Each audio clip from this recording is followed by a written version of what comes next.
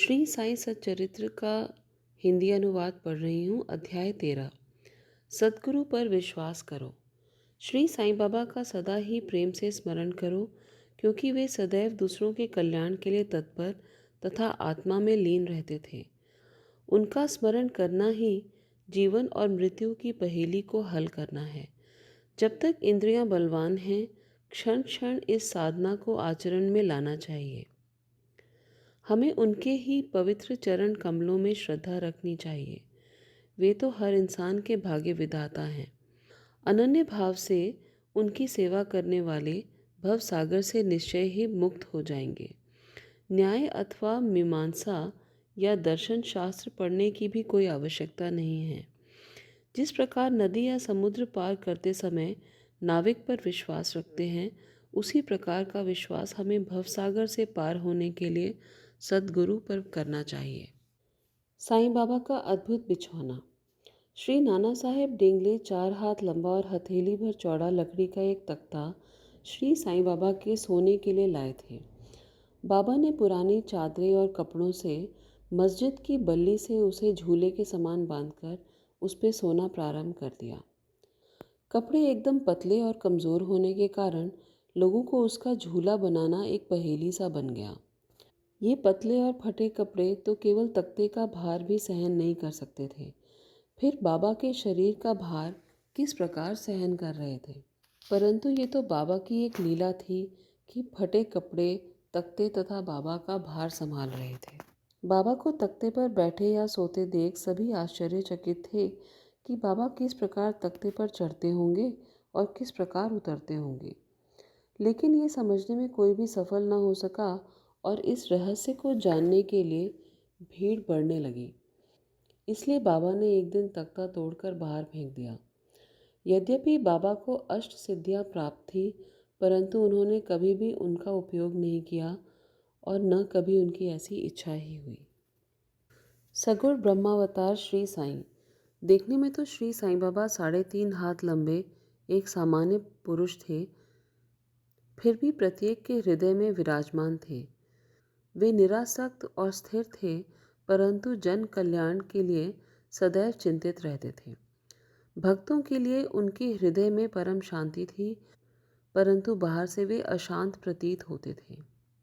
भीतर से वे ब्रह्मज्ञानी, परंतु बाहर से संसार में उलझे हुए दिखलाई पड़ते थे। वे गंभीर, शांत और सहनशील थे।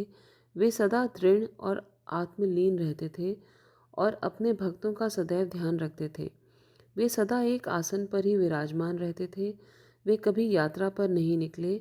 उनका दंड एक छोटी सी लकड़ी थी, जिसे वे सदैव अपने पास संभाल कर रखते थे। विचार शून्य होने के कारण वे शांत थे।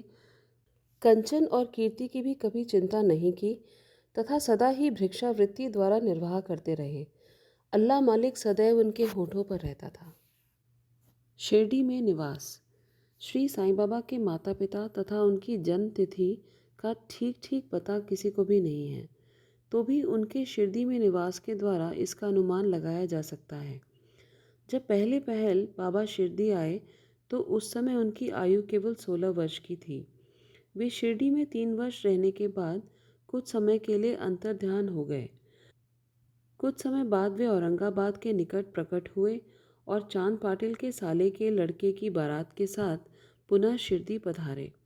उस समय उनकी आयु 20 की थी। उन्होंने लगातार 60 वर्षों तक शिरडी में निवास किया और सन 1918 में महासमाधि ली। इन तथ्यों के आधार पर कहा जा सकता है कि उनकी जन्म तिथि सन 1838 के लगभग थी। साईं अवतार का ध्येय व उपदेश। 17वीं शताब्दी में संत रामदास प्रकट हुए और उन्होंने यवनों से गायों और ब्राह्मणों की रक्षा की, परंतु 2 शताब्दियों के बाद हिंदुओं और मुसलमानों में बैर भाव बढ़ गया और इसे दूर करने के लिए ही श्री साईं बाबा प्रकट हुए। उनका सभी के लिए यही उपदेश था कि राम और रहीम एक ही हैं और उनमें ज़रा भी भेद नहीं है। फिर तुम उनके अनुयायी होकर क्यों परस्पर झगड़ते हो? दोनों ही एकता साधकर और एक साथ मिलजुल कर रहो। शांत चित्त से रहो और इस प्रकार राष्ट्रीय एकता का ध्येय प्राप्त करो। कलह और विवाद व्यर्थ है।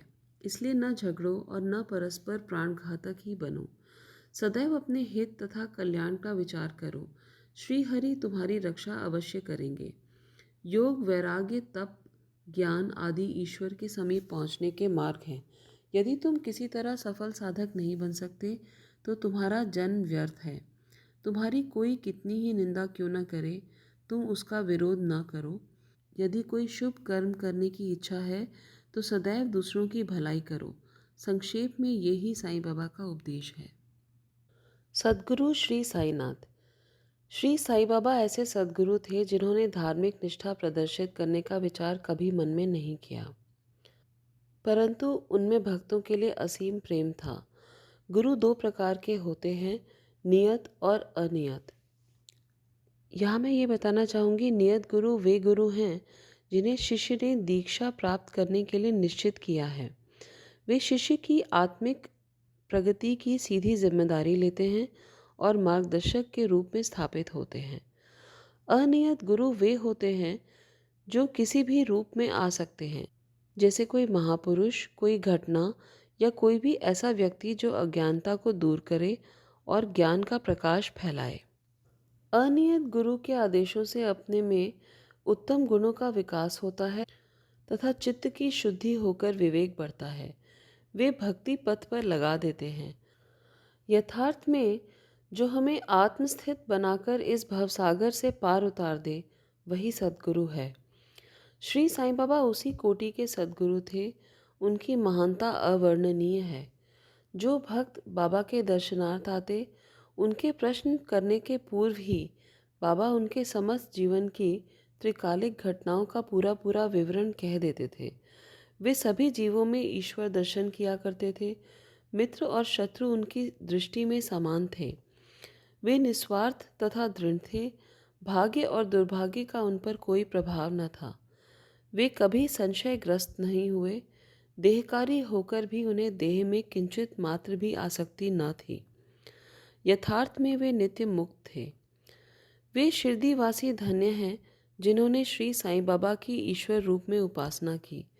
सोते जागते, खाते पीते, वाड़े या खेत में या घर पर अन्य कार्य करते हुए वे लोग सदैव उनका स्मरण तथा गुणगान करते थे। साईं बाबा के अतिरिक्त दूसरा कोई ईश्वर वे मानते ही न थे। शिरडी की नारियों का तो कहना ही क्या है। वे बिल्कुल भोली भाली थीं। उनका पवित्र प्रेम उन्हें ग्रामीण भाषा में भजन रचने की सदैव प्रेरणा देता रहता था। उनके सरल भजनों में वास्तविक काव्य की झलक थी। साईं बाबा की विनम्रता, कीर्ति, श्री, वैराग्य, ज्ञान, ऐश्वर्य और उदारता श्री साईं बाबा में विद्यमान थी। उन्होंने भक्तों की इच्छा पूर्ति के निमित्त ही सगुण अवतार धारण किया था। उनकी कृपा बड़ी ही विचित्र थी। बाहरी दृष्टि से देखें तो बाबा विषय पदार्थों का उपभोग करते हुए प्रतीत होते थे, परंतु उन्हें बिल्कुल भी उसकी गंध न थी, न ही उनके उपभोग का ज्ञान था। वे खाते अवश्य थे, परंतु उनकी जीभ को कोई स्वाद न था। वे नेत्रों से देखते थे, परंतु उस दृश्य में उन्हें कोई रुचि न थी। काम के संबंध में वे हनुमान के समान अखंड ब्रह्मचारी थे। उन्हें किसी पदार्थ में आसक्ति नहीं थी। वे शुद्ध चैतन्य स्वरूप थे, जहाँ समस्त इच्छाएं, अहंकार और अन्य चेष्टाएं विश्राम पाती थीं। नानावली की कथा। शिरडी में नानावली नाम का एक विचित्र व्यक्ति था। वो बाबा के सब कार्यों की देखभाल किया करता था। एक बार जब बाबा गद्दी पर विराजमान थे, वो उनके पास पहुंचा। वो स्वयं ही गद्दी पर बैठना चाहता था, इसलिए उसने बाबा को वहाँ से हटने को कहा।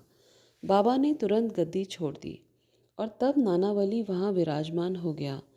थोड़ी देर बाद वहाँ बैठकर उठा तो बाबा को अपना स्थान ग्रहण करने को कहा। बाबा पुनः आसन पर बैठ गए। ये देख नानावली उनके चरणों पर गिर पड़ा। इस प्रकार अनायास ही आज्ञा दिए जाने और वहाँ से उठाए जाने के कारण बाबा में बिल्कुल भी अप्रसन्नता की झलक भी न थी।